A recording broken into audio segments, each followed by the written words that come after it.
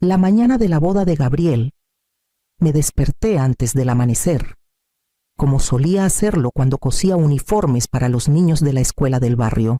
Mis manos repasaron con cuidado el vestido azul marino que había planchado la noche anterior, alisando cada arruga hasta que parecía casi nuevo. De una cajita de terciopelo, saqué los aretes de perlas de mi madre y me los puse. Un gesto silencioso que llevaba la bendición de las mujeres que vinieron antes que yo. En la silla junto a mí estaba el regalo en el que había trabajado durante meses, un juego de sábanas bordadas a mano, con iniciales entrelazadas con delicadas enredaderas, cada puntada hecha tras largas jornadas inclinadas sobre mi máquina de coser. A las 7. Salí de mi pequeño departamento en el barrio de San José, lista para tomar un taxi hacia el centro de Albuquerque. El cielo de septiembre estaba despejado, pero la calle frente a mí brillaba cubierta de agua. Una tubería rota en la avenida Insurgentes había convertido las calles en un río. Conos naranjas, luces intermitentes y bomberos desviaban el tráfico matutino hacia callejones estrechos. Mi vecina gritó desde su balcón que el cierre llevaba desde el alba. Empecé a caminar, con los zapatos resonando contra el pavimento mojado, abrazando el regalo contra mi pecho. Tras 15 calles, encontré un taxista dispuesto a llevarme por el camino largo.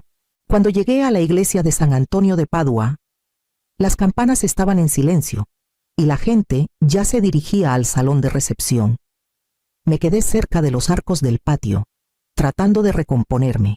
Fue entonces cuando escuché voces desde el jardín trasero del edificio, la inconfundible risa de Alejandra, charlando con dos amigas.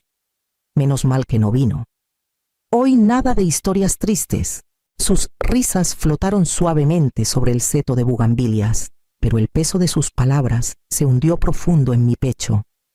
Me enderecé el vestido, retoqué mi maquillaje con mano firme y caminé hacia la entrada principal, decidida a entrar con dignidad a la celebración que ya había comenzado. El salón del Hotel Hilton en Albuquerque estaba lleno de luz, con candelabros y el murmullo de las charlas cuando entré. La música flotaba sobre el tintineo de las copas, y vi a Gabriel al otro lado del salón. Su rostro se iluminó, y en ese momento, la larga caminata, los zapatos arruinados y las palabras que escuché casi se desvanecieron. Corrió a abrazarme, apretando mis manos con calidez, como asegurándose de que realmente estaba allí. Mamá, estaba tan preocupado. Pensé que algo te había pasado. Sonreí, abrazándolo fuerte, dejando que su alegría me sostuviera.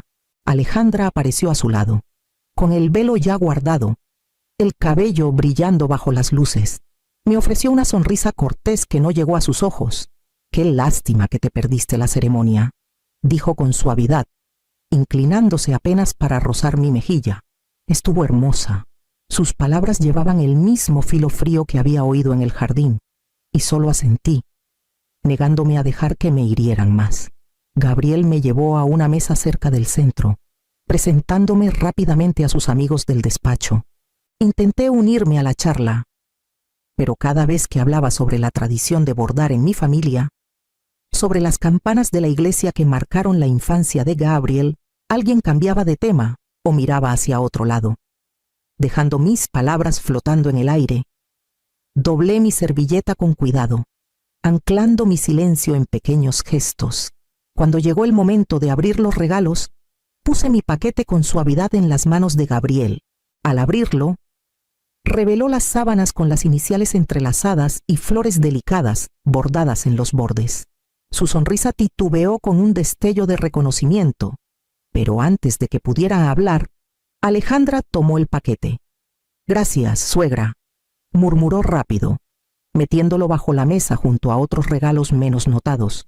Los aplausos se alzaron para las copas de cristal y los electrodomésticos de diseño que siguieron.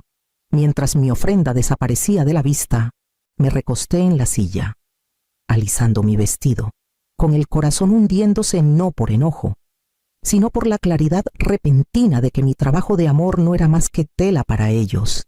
Aún así, levanté mi copa cuando Gabriel alzó la suya. decidida a que nadie viera el dolor detrás de mi sonrisa firme. Esa noche, de vuelta en mi pequeño departamento en San José, la risa de la recepción aún resonaba débilmente en mis oídos. Dejé mis zapatos a un lado, con los tacones gastados por la larga caminata, y puse la caja del regalo ahora vacía sobre la mesa de la cocina. El silencio me rodeaba.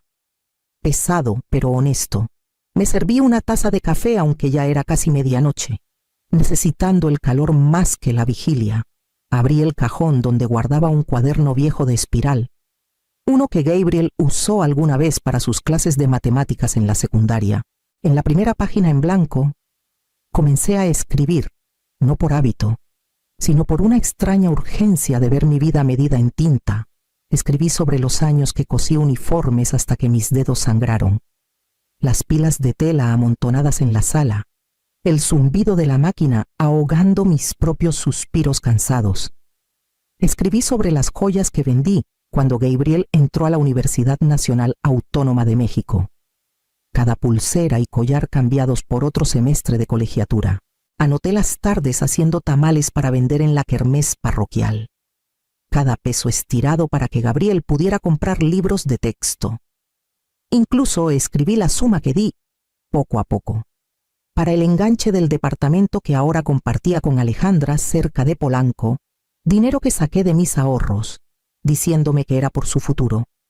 Los números se alinearon fríos en la página. Cada sacrificio sin intereses cobrados, sin esperar devolución. Por años llevé esos momentos dentro de mí como si fueran deberes naturales, invisibles, pero esa noche, mirando la lista, me di cuenta de que nunca me había contado a mí misma como parte de la historia. Cerré el cuaderno con suavidad, lo deslicé por la mesa y sentí una resolución silenciosa echar raíces en mí. A la mañana siguiente, despertaría no solo como madre, sino como una mujer que había ganado el derecho a ser vista. Pasaron varias semanas antes de que Gabriel viniera a verme solo. Llegó un sábado por la tarde, con una bolsa de papel llena de pan dulce de una cafetería cerca de Polanco. Puse 2 platos en la mesa de la cocina, agradecida por su compañía, aunque noté lo inquieto que estaba, moviéndose en la silla, tamborileando los dedos en la bolsa.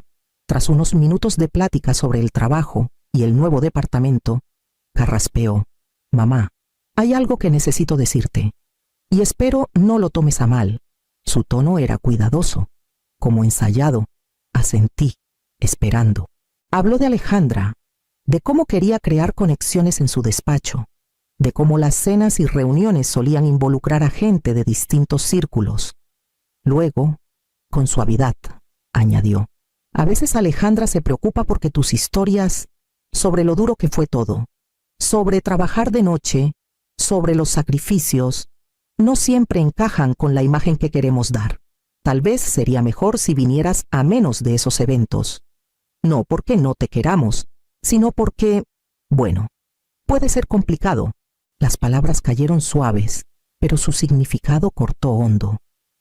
Tomé un sorbo de café, manteniendo mi expresión tranquila. Me estaba pidiendo que me hiciera más pequeña, que diera un paso atrás para que él y Alejandra pudieran brillar con facilidad. Sonreí débilmente. Extendí la mano para tocar la suya y le dije que entendía. ¿Qué madre no querría que su hijo triunfara sin obstáculos? Él pareció aliviado, hasta agradecido, y comenzó a hablar de nuevo sobre un nuevo proyecto en el trabajo. Asentí, dejándolo llenar el espacio con sus planes, mientras dentro de mí una claridad fría tomaba forma. No discutiría, no suplicaría por ser incluida. Si mi presencia era una carga, usaría mi ausencia de otra manera. Esa noche, después de que se fue, me senté junto a mi mesa de costura y me susurré a mí misma que era hora de reclamar las piezas de mi vida que habían esperado en silencio. El primer paso sería mío cuando comenzara la semana. El lunes, después de la visita de Gabriel, me paré en mi sala y la miré como si perteneciera a alguien más. Durante años había mantenido el espacio listo para visitas que rara vez llegaban sillas extra, una mesa de comedor siempre puesta para 6, fotos enmarcadas de cumpleaños y graduaciones llenando las paredes. Esa mañana empecé a mover cosas. Doblé el mantel y guardé las sillas, dejando solo 2. Moví mi máquina de coser al cuarto extra, ya no llamándolo cuarto de huéspedes, sino mi taller. Coloqué mis libros favoritos en la sala principal, a la vista, en lugar de escondidos como si fueran desorden. Cada cambio se sentía como girar una cerradura, cerrando una puerta y abriendo otra. Esa semana, caminé hasta la oficina de educación continua del Instituto Politécnico Nacional y pregunté por cursos. Mis manos sudaban como si fuera una colegiala otra vez, pero me inscribí en un curso básico de computación. La instructora, una mujer no mucho menor que yo, me aseguró que nunca era tarde para aprender. Con el comprobante de inscripción en la mano, sentí un destello de emoción que no había sentido en años. El viernes, visité la cooperativa de crédito donde depositaba mi pensión de viuda cada mes. Por primera vez, dividí el depósito, una parte para cuentas, otra para ahorros y una porción en una cuenta nueva a mi nombre. Era una suma modesta, pero representaba algo más que dinero. Era la prueba de que yo también merecía un futuro planeado para mí. Esa noche, llamé a mi hermana Rosa en Ciudad Juárez. Su voz se iluminó cuando le propuse una visita. Nos reímos de los años de excusas que había puesto siempre esperando a Gabriel, a las obligaciones familiares, al momento perfecto. El momento perfecto es cuando tú lo decides, me dijo. Le prometí que iría el próximo mes. Unos días después, Laura me llamó, preguntando si podía cuidar a su nieto el sábado. Durante años, nunca había dudado, pero esta vez respiré hondo y dije, no, ya tengo planes. Escuché la sorpresa en su silencio, pero no sentí culpa. En cambio, sentí la fuerza tranquila de una mujer que por fin sostenía su propia llave, lista para enfrentar la próxima invitación que la vida le trajera. El teléfono sonó un domingo por la noche. El día después de la fiesta de cumpleaños de una prima donde me mantuve discretamente apartada, la voz de Alejandra llegó.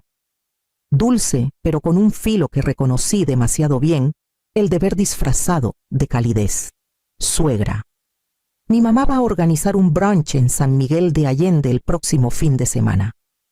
Solo mujeres. Pensó que sería bueno que vinieras. Escuché con cuidado. Las palabras estaban enmarcadas como generosidad, pero bajo ellas oí la expectativa aparecer. Sonreír. Ocupar el lugar que completa la imagen de familia. Por un momento, imaginé la mesa con vajilla fina, las conversaciones girando en torno a restaurantes e inversiones, mis propias historias cortadas o traducidas en algo más digerible. Gracias, Alejandra, dije con calma, pero ese día tengo clase por la mañana. Y después, ya hice planes. Hubo una pausa, más larga de lo que la cortesía permite. Oh, bueno, tal vez la próxima, respondió, con un tono que resbaló ligeramente antes de recuperarse. Cuando colgué, sentí una calma que no esperaba. No le debía explicaciones a nadie más allá de la verdad. Tenía mis propios compromisos. Por primera vez. Mi vida no era un calendario en blanco esperando ser llenado por otros. La reacción llegó rápido. Gabriel llamó al día siguiente, con la voz llena de confusión. Mamá, Alejandra dijo que no puedes ir al brunch. ¿Estás bien? Sonreí ante su preocupación, aunque sabía que no era por mi salud. Era por la ruptura de la imagen, la pieza faltante en su reunión cuidadosamente planeada. Estoy bien. Hijo, respondí. Solo que esta vez no puedo ir. No discutió, pero oí la sorpresa en su silencio. La pregunta tácita de cuándo había comenzado a elegir diferente. Ese silencio me acompañó el resto del día. No como una carga, sino como una prueba silenciosa de que algo en el patrón familiar había cambiado.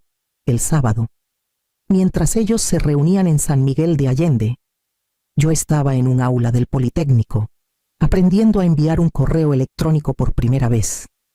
A mi alrededor, otras mujeres de mi edad se reían de sus errores, y yo también reí, saboreando la libertad de pertenecer a un espacio donde nadie esperaba que desapareciera.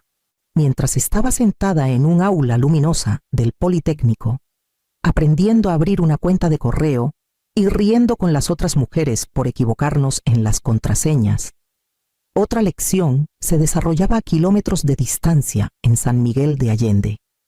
En la casa de la madre de Alejandra, la mesa del brunch brillaba con cubiertos de plata y vasos tallados.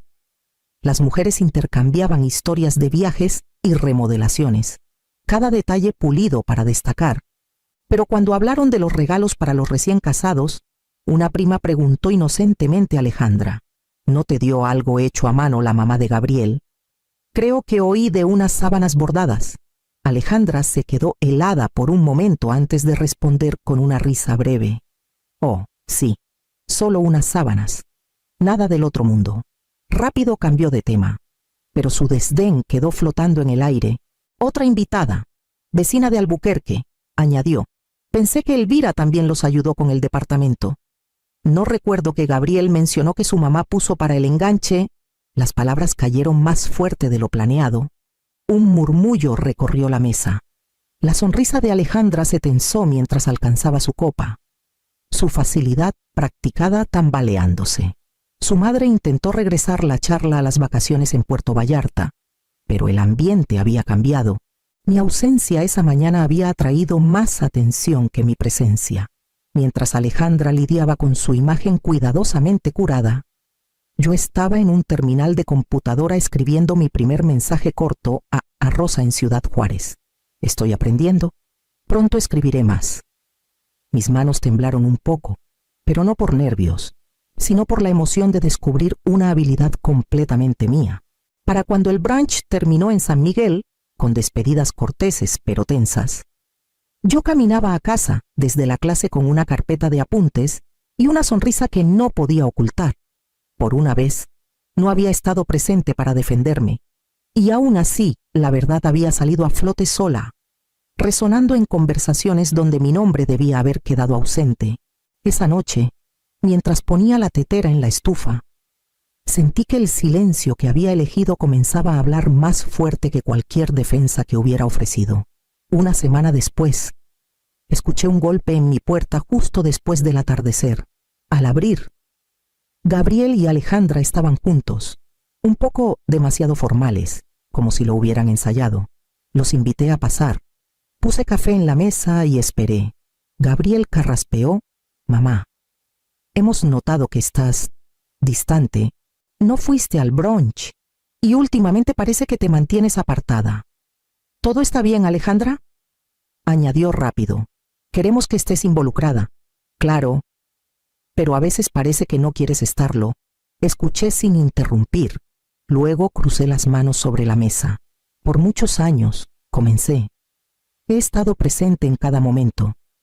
Trabajé noches para que Gabriel estudiara.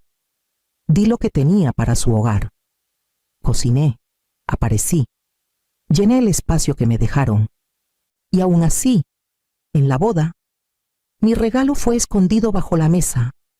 En las reuniones, mis palabras son ignoradas. Me invitan para completar una imagen, no porque quieran mi compañía. El cuarto se quedó en silencio. Los ojos de Gabriel cayeron a su taza de café. Alejandra se movió en su silla, pero no dijo nada. Continué, firme pero sin enojo. De ahora en adelante, estaré cuando la invitación sea para mí, no por conveniencia o obligación. Si quieren mi presencia, debe ser porque la valoran, no porque hace que una foto se vea mejor. Gabriel alzó la mirada, su rostro marcado por algo entre vergüenza y reconocimiento. Mamá, no me di cuenta. Nunca quise tratarte así. Toqué su mano con suavidad. Lo sé, pero querer no es lo mismo que hacer. Por primera vez en años, sentí que el aire entre nosotros cambiaba, no en volumen, sino en peso. El silencio que siguió ya no era un rechazo, sino un reconocimiento. Y fue en ese silencio que vi a Gabriel comenzar a entender que yo era más que un papel que llenar. En las semanas tras nuestra charla en la cocina, el ritmo de mis días cambió. Las invitaciones de Gabriel y Alejandra comenzaron a llegar con más aviso, no como llamadas apresuradas esperando que lo dejara todo. Al principio, Esperaba la trampa, pero en lugar de pedir favores, preguntaban por mí. Gabriel quería saber cómo iban mis clases de computación. Alejandra preguntaba por los patrones que estaba bordando. Al principio se sentía torpe, como si probaran nuevos roles, pero dejé espacio para que sus preguntas crecieran. Cuando viajé a Ciudad Juárez para estar con Rosa, Gabriel llamó solo para preguntar cómo fue el viaje. Le conté de las noches en el porche de mi hermana, las risas, los recuerdos, y por primera vez escuchó sin apresurarse. Era un cambio pequeño, pero real. A principios de la primavera, los acompañé a una feria textil en San Miguel de Allende. Filas de puestos exhibían tapetes tejidos, telas teñidas a mano, bordados intrincados de todo México.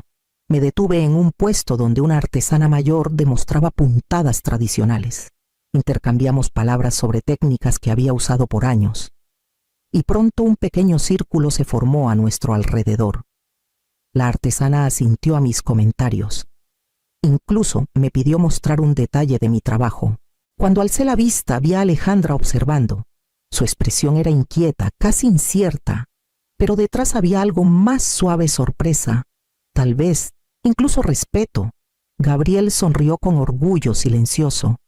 Por primera vez en mucho tiempo, me sentí vista, no como un accesorio en sus vidas, sino como alguien con un saber digno de honrar.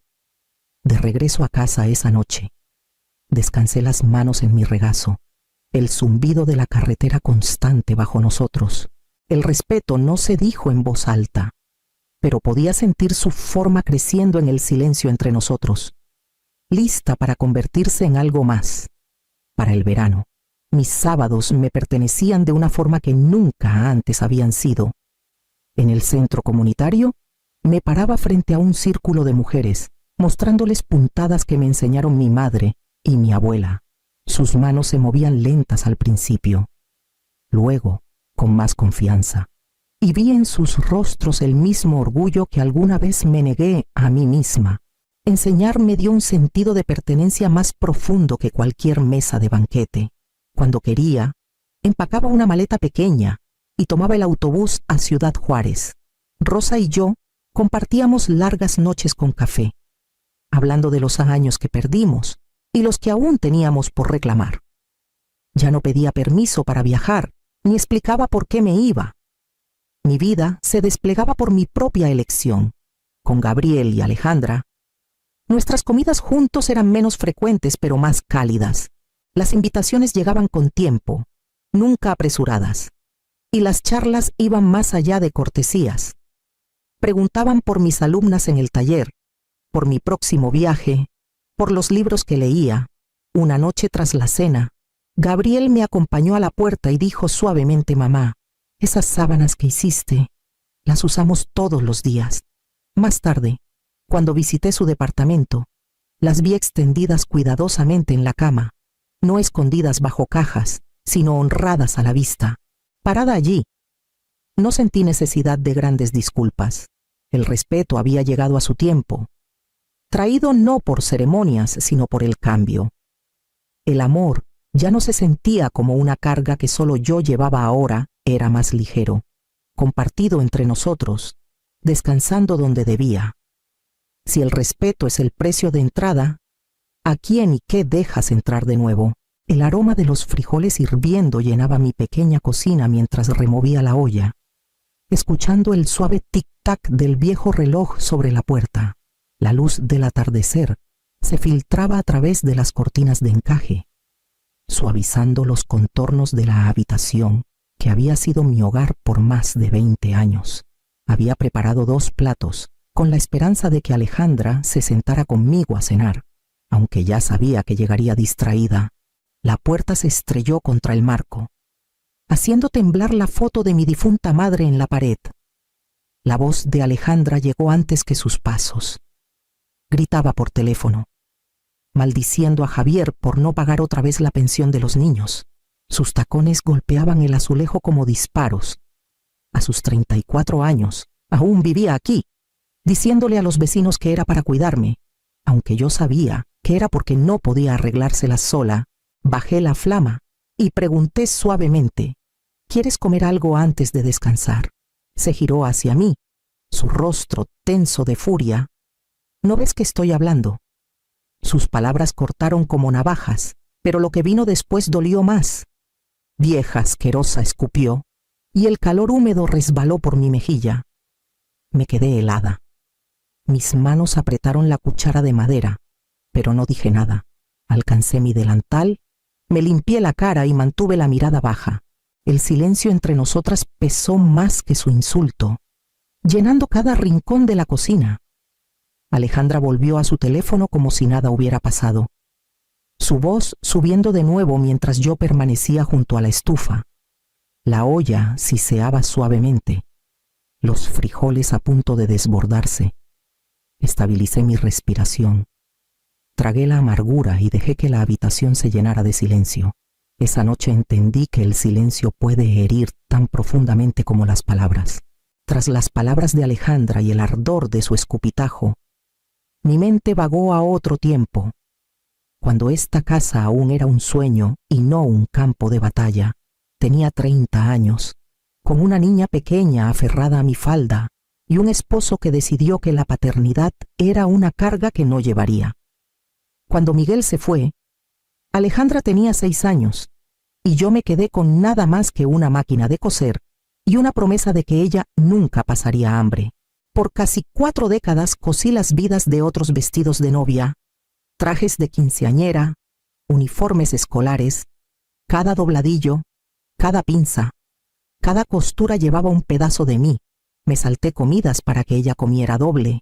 Me desvelé hasta la medianoche terminando pedidos y guardé monedas en un frasco, hasta que fueron suficientes para el enganche de esta pequeña casa cerca del barrio de la Colonia Roma en Ciudad de México. Cuando firmé la escritura, pensé que compraba más que paredes. Pensé que compraba respeto. La casa debía ser un lugar de amor, un refugio donde Alejandra se sintiera segura y orgullosa. Pero con los años, y especialmente desde su divorcio, todo cambió. Mis paredes, antes cálidas, ahora resonaban con gritos. Su amargura llenaba las habitaciones como humo, ahogando la paz. Peor aún, Leonel, mi nieto de 9 años, lo veía todo. Una noche, mientras le arreglaba la camisa para la escuela, me miró con ojos demasiado pesados para su edad. Abuela, ¿por qué mamá te grita? Su pregunta cayó como piedra en mi pecho. Besé su frente y le dije que no se preocupara, pero dentro de mí sabía que la preocupación era todo lo que me quedaba. Si a los 9 años aprendía que gritarle a su abuela era normal, ¿qué clase de hombre sería? Y si yo seguía callada, ¿qué le estaba enseñando sobre el amor a la mañana siguiente, mientras el sol bañaba mi mesa de costura? Algo cambió dentro de mí. Mi silencio ya no era protección, era rendición. Y no podía dejar que definiera el futuro de Leonel. Era un sábado por la tarde, cuando el peso del silencio me llevó a abrir la pequeña caja fuerte que guardaba escondida en mi closet. Durante años, confié en que mis documentos estaban seguros: acta de nacimiento, escritura de la casa, información bancaria, todas las pruebas frágiles de una vida construida puntada a puntada. Mis manos temblaron al esparcirlos sobre la cama. Algo no encajaba. Lo primero que noté fueron copias, fotocopias de mi firma en formularios que no recordaba haber firmado. Uno de ellos era un poder notarial amplio, otorgándole a Alejandra acceso a mis cuentas si yo quedaba incapacitada. Miré la página hasta que mi visión se nubló. La firma era mía, la tinta familiar, pero el recuerdo de haberla firmado no existía. Entré a mi cuenta bancaria, algo que rara vez hacía porque confiaba en que mi pensión llegaba cada mes sin problemas. Lo que vi me dejó vacía. Retiros pequeños se habían hecho durante meses: 5,000 pesos aquí, 8,000 allá. Siempre cantidades que pasarían desapercibidas si no miraba con atención. Luego, revisé la cuenta de ahorros que abrí para los estudios de Leonel. El saldo, antes estable, había caído por casi 100,000 pesos. Sentí la sangre subiendo a mis oídos, un calor de traición que nunca había conocido. Y aún así, bajo la rabia, había algo más filoso miedo. Esto no era solo falta de respeto en palabras o tono. Era robo ejecutado en mi nombre, con mi propio consentimiento falsificado. Pero mientras estaba sentada al borde de la cama, apretando los papeles, la claridad comenzó a cortar la niebla. No estaba confundida, ni demasiado vieja para entender. Todavía tenía la escritura de la casa. Todavía tenía mi mente. Lo que Alejandra había tomado no era todo. Lo que no había previsto era que yo aún podía pelear. Esa noche, ordené los papeles en un montón. Los doblé en un sobre y lo puse en la mesa junto a mi máquina de coser. Había vivido mi vida cosiendo los errores de otros. Ahora era tiempo de empezar a descoserlos de ella. El lunes por la mañana me vestí con cuidado, escogiendo mi falda azul marino y una blusa planchada. Ropa que me hacía sentir firme. Llevé el sobre con los documentos en mi bolso y tomé el camión al centro, pasando por los murales y las panaderías de la colonia Roma, hasta llegar a una modesta oficina con el letrero Herrera y Asociados pintado en el vidrio. El señor Herrera, un abogado de cabello gris con raíces profundas en la comunidad mexicana de Ciudad de México. Me había ayudado antes cuando compré mi casa. Me recibió con amabilidad, pero sus ojos se tornaron serios cuando extendí los documentos sobre su escritorio. Leyó cada página con paciencia deliberada, su ceño frunciéndose ante el supuesto poder notarial. Señora Vargas, dijo al fin, este documento es peligrosamente amplio, pero como su mente está clara y usted entiende estos asuntos, puede revocarlo cuando quiera. Es probable que su firma se obtuvo sin explicación completa, tal vez incluso bajo presión. Sus palabras me estabilizaron como una mano en el hombro. Asentí, respirando más fácil, mientras él redactaba los papeles de revocación. Luego preguntó por mi testamento. Confesé que Alejandra era la única heredera. Frunció los labios. Si desea proteger a su nieto, podemos crear un fideicomiso a nombre de Leonel. Un administrador independiente lo supervisaría hasta que cumpla 25 años. Así, nadie, ni siquiera su madre, podrá malgastar los fondos. Por primera vez en años, sentí que la balanza se inclinaba a mi favor. Pasamos 2 horas revisando mi testamento, estableciendo el fideicomiso y añadiendo protecciones a mis cuentas. Al final, el señor Herrera deslizó una carpeta por el escritorio. Con esto, usted ha retomado el control. Esa noche regresé a casa en silencio. Alejandra navegaba en su celular en el sillón, ajena a la tormenta que se formaba bajo sus pies. Caminé a mi recámara, abrí el cajón de mi mesa de costura y añadí un archivo más, la evaluación inmobiliaria. Los valores de las propiedades en nuestro barrio habían subido mucho. Mi casa podría venderse por casi 4 millones de pesos. Toqué la carpeta y cerré el cajón. Mi silencio ya no era rendición, era preparación. La primera puntada de un diseño que solo yo podía ver acababa de colocarse. La casa aún estaba oscura cuando me levanté, el aire fresco y pesado de silencio. Me moví despacio, cuidando no despertar a Alejandra, cuya puerta estaba cerrada. A la luz tenue, abrí mi closet y alcancé la pequeña maleta que no usaba en años. Empaqué solo lo esencial: un puñado de ropa, un marco plateado con la foto escolar de Leonel, el rosario que mi madre trajo de Monterrey y los aretes de oro que me dio cuando cumplí 15. Todo lo demás podía quedarse atrás. En la mesa de la cocina dejé 3 cartas, cada una escrita a mano la noche anterior. La primera era para mí, un recordatorio de por qué me iba, un mapa para los días en que el miedo pudiera hacerme dudar. La segunda era para Leonel, palabras simples de amor y la certeza de que nada de esto era su culpa. Quería que supiera que lo llevaba en cada decisión. La tercera era para Alejandra. Esa carta fue la más difícil, un recuento de lo que descubrí, de lo que ella tomó, de lo que me había hecho. No había ira en la página, solo hechos, y la decisión que ella me obligó a tomar. Dejé las cartas bajo el crucifijo que colgaba sobre la mesa y eché un último vistazo a las paredes de la cocina que pinté hace 20 años. Luego cerré la puerta con suavidad y salí al amanecer pálido. La estación de autobuses en el centro olía a diésel y café fuerte. Compré un boleto a Guadalajara y me acomodé en un asiento junto a la ventana. Mientras el autobús entraba a la carretera, vi el perfil de Ciudad de México desvanecerse. Mi pecho se apretó, pero no por arrepentimiento. Por primera vez en años, sentí el aire llenándome libremente, sin el peso de la amargura. Al día siguiente, Alejandra descubriría todo su acceso a mis cuentas negado, su nombre borrado de mi testamento, la casa ya en contrato de venta. Rabiaría, lloraría. Tal vez me maldeciría otra vez, pero al girar la llave en esa puerta, solo encontraría ausencia. La carretera se extendía hacia Guadalajara y apoyé mi frente contra el vidrio. Atrás quedaban el silencio y la traición. Adelante, sentía el débil contorno de algo más. Algo que comenzaba. Teresa me recibió en la estación de autobuses de Guadalajara, con los brazos abiertos, su abrazo cargado con el calor de una familia que casi había olvidado. Su casita en el barrio de Zapopan era modesta pero llena de risas, un refugio tras años de tensión.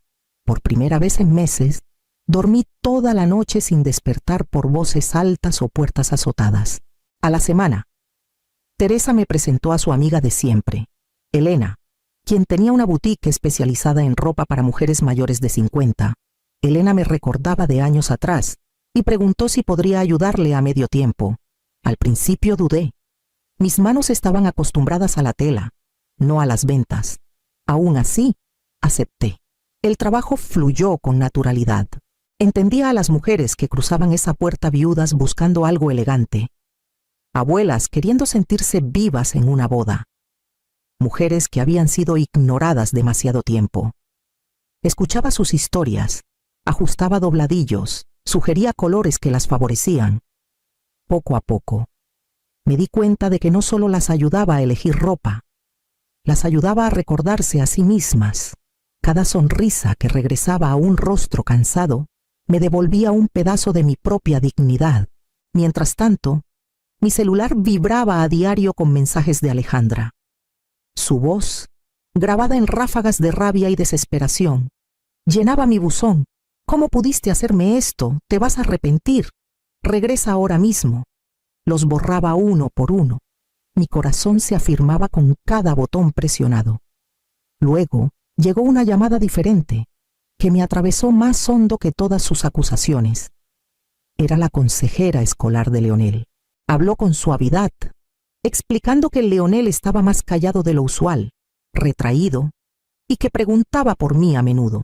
Mi garganta se cerró al escuchar. El peso de su inocencia, tirándome de vuelta a un conflicto que pensé había dejado atrás. Esa noche, sentada en el porche de Teresa, con las cigarras zumbando en el atardecer de Jalisco, sentí el viejo dolor regresar.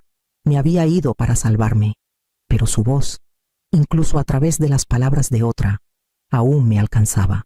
A la mañana siguiente, me levanté sabiendo que el silencio no duraría para siempre. Algo más fuerte me llamaba de vuelta. Cuando el señor Herrera llamó para decir que la escuela había organizado una reunión, sentí miedo y alivio. Miedo de lo que Alejandra pudiera intentar. Alivio por la oportunidad de mirar a Leonel a los ojos y decirle la verdad. Nos encontramos en la oficina de la consejera, una sala sencilla con dibujos infantiles pegados en las paredes. Leonel corrió hacia mí en cuanto entré, sus pequeños brazos rodeando mi cintura. Lo abracé fuerte, respirando el aroma a crayones y libros escolares. La consejera se hizo a un lado, dándonos privacidad, mientras el señor Herrera permanecía en silencio a mi lado. Me arrodillé para que Leonel viera mi rostro. Sus ojos brillaban de preocupación. «Abuela, ¿por qué te fuiste?», susurró. Acaricié su cabello. «No te dejé a ti, mi cielo, dejé el desprecio. Nadie debería ser tratado como me trataron en esa casa. Ni siquiera yo. Pero mi amor por ti no se ha movido un centímetro. Sus labios temblaron. Luego asintió, como si un peso oculto finalmente tuviera nombre. Hablamos suavemente de sus clases, sus amigos, sus dibujos. Prometí que, aunque no podía volver a vivir bajo el mismo techo, nunca me perdería. Él se aferró a mi mano hasta que la consejera lo llevó de vuelta a clases. Esa tarde me preparé para regresar a Guadalajara.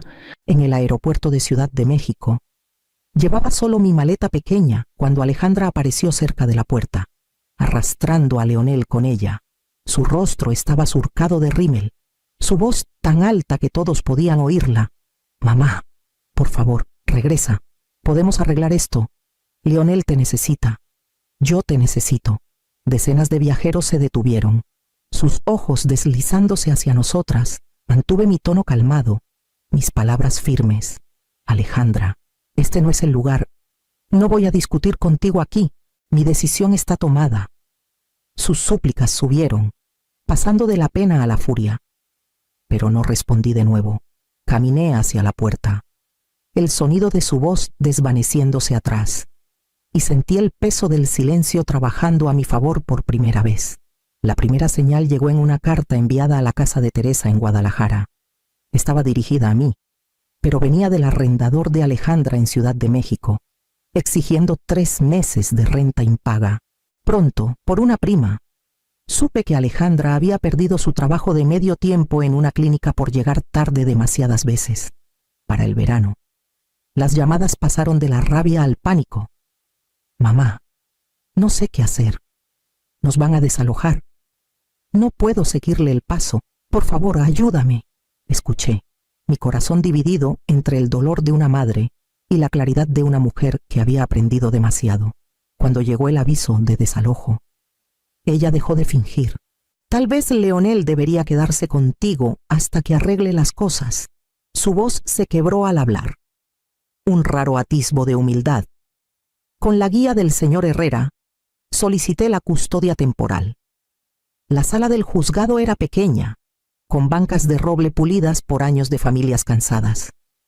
El juez escuchó con atención mientras ambas partes hablaban.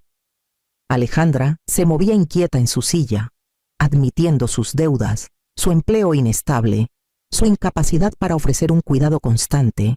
Yo permanecí quieta, presentando mis registros de pensión, el fideicomiso a nombre de Leonel, cartas de Elena y Teresa atestiguando la estabilidad de mi nueva vida. Cuando el martillo golpeó, las palabras fueron pesadas y liberadoras. La custodia del menor, Leonel Vargas, se otorga a su abuela, la señora Marisol Vargas, hasta nueva revisión.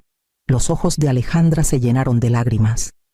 No de alivio, sino de derrota. Leonel, sentado en silencio con una consejera, me miró y luego bajó la vista. Quise tomarlo en mis brazos allí mismo, pero la gravedad del juzgado nos mantuvo en nuestro lugar. Esa noche, la maleta pequeña de Leonel estaba junto a la puerta de Teresa. Se metió en la cama de la habitación de huéspedes sin protestar, su respiración estabilizándose en cuanto tocó la almohada. Me quedé en la puerta, viéndolo dormir, y entendí que la vida lo había puesto en mis manos una vez más, no por casualidad, sino por una elección confirmada por la ley. Las primeras semanas con Leonel en Guadalajara fueron tranquilas, casi inquietantemente. Se adaptó fácilmente al ritmo de la casa de Teresa, levantándose para la escuela sin quejas, terminando sus tareas en la mesa de la cocina mientras yo preparaba la cena. Por las noches, le leía cuentos hasta que sus ojos se volvían pesados, y me di cuenta de que le estaba dando la estabilidad que siempre había anhelado. Sus maestros enviaban notas sobre su mejor enfoque y su naturaleza alegre, y yo, Tero, las colgué en el refrigerador como medallas de honor. Alejandra llamó una vez por semana al principio, su voz aún cargada con la defensiva que también conocía, pero con el tiempo escuché algo diferente. Habló de un trabajo de recepcionista que había tomado en un consultorio médico. Luego mencionó que estaba viendo a una terapeuta en el centro. Cuando venía los fines de semana, su tono era más suave. Ya no gritaba órdenes ni me menospreciaba frente a Leonel. En cambio, traía comida. Lavaba los platos sin que se lo pidiera y, de maneras torpes y pequeñas, intentaba ser parte de nuestra rutina. Permanecí cautelosa. La confianza no crece de la noche a la mañana, no después de tantos años de desprecio, pero al verla sentada con Leonel en el porche, ayudándolo con sus problemas de matemáticas, sentí un orgullo cuidadoso. Tal vez empezaba a entender lo que siempre intenté vivir. El respeto no se mendiga, se practica, a diario, en los gestos más pequeños. Aún así, las dudas susurraban en los momentos de silencio. ¿Podría cambiar de verdad? ¿O era otro ciclo a punto de romperse? No tenía la respuesta, pero ya no necesitaba perseguirla. Por ahora, Leonel estaba seguro. Yo estaba firme, y las reglas que había escrito con silencio y sacrificio finalmente se honraban en acción. La pregunta del perdón permanecía, pesada pero no indeseada, como si me desafiara a considerar qué vendría después. Han pasado 3 años, y la vida que pensé que terminaba apenas comenzaba a florecer. Elena y yo ahora éramos socias de la boutique. Sus paredes llenas de telas brillantes y espejos que reflejaban más que ropa, reflejaban la confianza que regresaba a mujeres que se habían olvidado de sí mismas. 2 veces al mes dirigía talleres para mujeres mayores, enseñando no solo sobre estilo, sino sobre dignidad, sobre poner límites sin disculpas. Cada sesión era como coser una nueva costura en la tela de mi propia sanación. Leonel había crecido alto, su voz más grave, su risa más fuerte. A los 12, trajo a casa un ensayo titulado La mujer más valiente que conozco, mi abuela. Sus palabras describían noches de lectura, mañanas tranquilas y lecciones de respeto que prometió llevar consigo. Doblé ese papel con cuidado y lo puse junto al rosario de mi madre, sabiendo que valía más que cualquier propiedad que hubiera tenido. Alejandra visitaba cada pocos meses, llegaba a tiempo, hablaba con suavidad y se comportaba con una humildad que alguna vez pensé imposible. Trabajaba establemente y hablaba de su terapia como si fuera un idioma nuevo que aún estaba aprendiendo. La recibía en casa, pero nunca borré el pasado. El respeto no significa olvidar, significa avanzar sin dejar que las heridas nos definan. Una noche, sentada en la boutique cerrada, pensé en la casa que perdí y en la libertad que gané. Los ladrillos se habían ido, pero en su lugar había algo más sólido: paz, autoestima y la certeza de que el futuro de Leonel se construiría sobre respeto, no sobre silencio. Si el amor sin respeto no vale nada, ¿cuál es la verdadera herencia que dejas atrás?